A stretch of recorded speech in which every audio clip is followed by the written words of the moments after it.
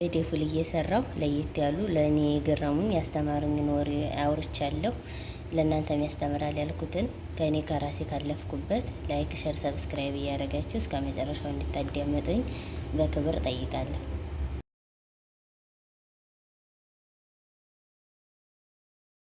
አለይኩም ወራህመቱላሂ ወበረካቱሁ። ሰላም እንዴት ናችሁ ውድ ቤተሰቦችን? ያለህ አልሐምዱሊላህ። እናንተስ እንዴት ናችሁ? ስራ፣ ጤንነት፣ አፍያ እንዴት ነው? ከኔ ጋር ሁሉ ሰላም ነው። ምስጋና ለአላህ ለዓለማቱ ጌታ። እንዲሁም ክርስቲያን ወገኖቼ ሰላም ብያለሁ። በያላችሁበት ሰላማችሁ ብዝት ይበልልኝ። አላህ ሰላም እና ዝምታ ይለያችሁ በያላችሁበት ውድ ቤተሰቦች። ዛሬ እንግዲህ ያው እስኪ ገምቱ በዚህ ዲስቷም ትንሽ ናት፣ ሽንኩርቷም ትንሽ ናት። ሽንኩርት እንኳ የተለመደ ነው፣ ግን ዲስቴቱ ትንሽ ናት። በዚህ ሲሚንት እንደምሰራ ለቁርስ ወይም ለራት የሚሆን ገምቱ፣ አብረን እንስራ። እሺ ውድ ቤተሰቦች፣ እስኪ ደግሞ ዛሬ ከስደት ምን እንደተማራችሁ ንገሩ። እኔ ከስደት የተማርኩት በቃ ዝም ማለት በቃ ይሄ ግን የገባኝ አሁን ነው። ሁሉም ነገር ለሰው እንደማይወራ፣ ሁሉም ነገር ደግሞ በዝምታ እንደማይ በቃ ጸጥ ማለት ሲል አሁን ምን እንደሚያስደስተኝ ታውቃለች? ጸጥ ያለ ቦታ፣ ጸጥ ያለ ቦታ ስላችሁ መቼም የመዳም ቅመሞች ስለሆኑ ወጥተን ጸጥ ያለ ቦታ መዝናናት አንችልም አይደል? ግን በቃ ራስን ማዳመጥ፣ ስልካችን መንጠላን። እኔ ፊት ከእንቅልፌ ተነስቼ እስከተኛሁ ድረስ ስልክ ከጆሮ የማይለይልኝ ነበርኩ። አሁን ግን የሚገርማችሁ ስልኬን ራሱ እንደዚህ ቪዲዮ ልቀርጽ ከሸበካውንም ካጠፋሁኝ ሁሉንም ከገፈልኩት ምናልባት ሸበካውን ልከፍተው እችላለሁ፣ ግን እንትኑን አላበራውም። እንደጠፋ እንደተገፈለ ምናልባት 2 ቀን ሊያድር ይችላል። ስልኬ ዝግ ነው እያለ ማለት ነው። እና ጸጥ ማለት በመሆኑም ለምን እንደዚህ እንደሆነ ያው በኮሜንት ተጠየቃችሁ እንመልሳላችሁ ይሆናል። የእናንተንም እስኪ ኮሜንት ላይ አስተያየታችሁን አስቀምጡልኝ። ዛሬ ስለ ምግቡ ብቻ ሳይሆን ስደት ምን እንዳስተማራችሁ። እኔ ትዕግስት በጣም ከድሮም ታገሽ ነበርኩ። አሁን ደግሞ ብሶብኛል።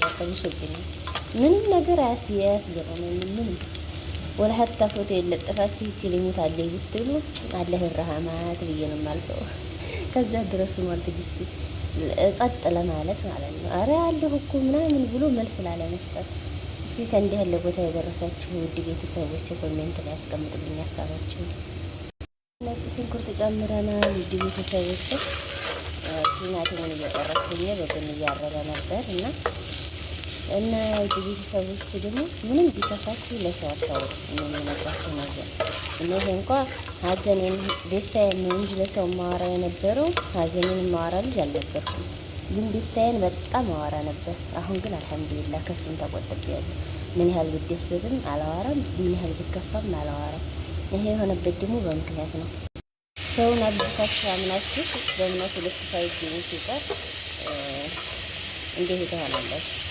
ሁሉንም ዝም ማለት ስለምደለስ የኔ ያላችሁ ሰው በእናንተ በጣም ቅርብ የሆነ ሰው የሆነ በጓደኝነት ይሁን በሁሉም ነገር ቅርብ የሆነ ሰው ያንን እናንተ እንደጠበቃችሁ ሳይሆን ሲቀር እንደዚህ ታወራላችሁ። ሁሉንም ሰው እንዲሁም በዛ ሰው አይን ታያላችሁ። ሌላ ሰው ራሱ ለመቅረብ ሌላ ሰው ለጓደኛ ለመያዝ ልክ እንደዚህ ይመስላችኋል ማለት ነው። እናንተ እኮ እንደ ቀልድ ያወራችሁት ወሬ ራሱ ሊሆን ይችላል፣ ግን እነሱ በብዙ ነገር ይተረጉሙታል።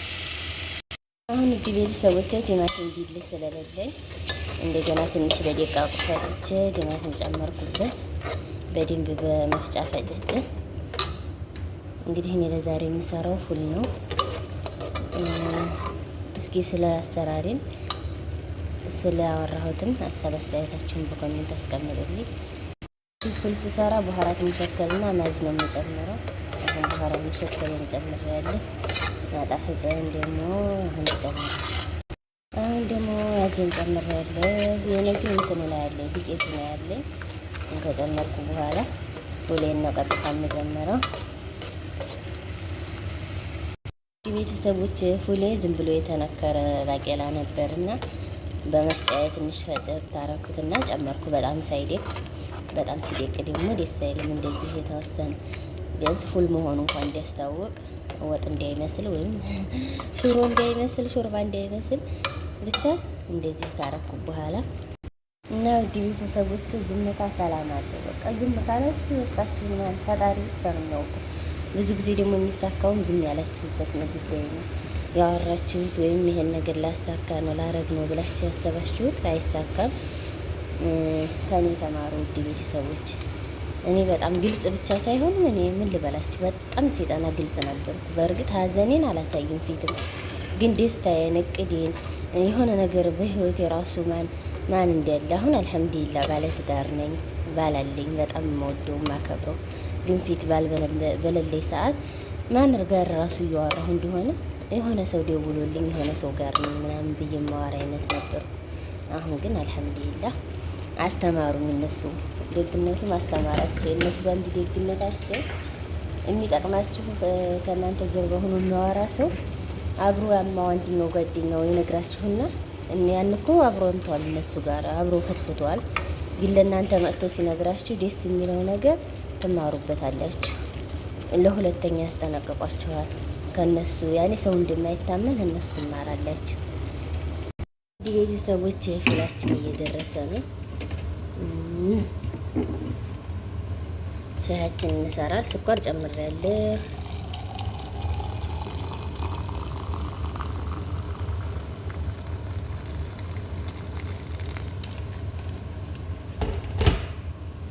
ውድ ቤተሰቦች ፉላችን ደርሰዋል።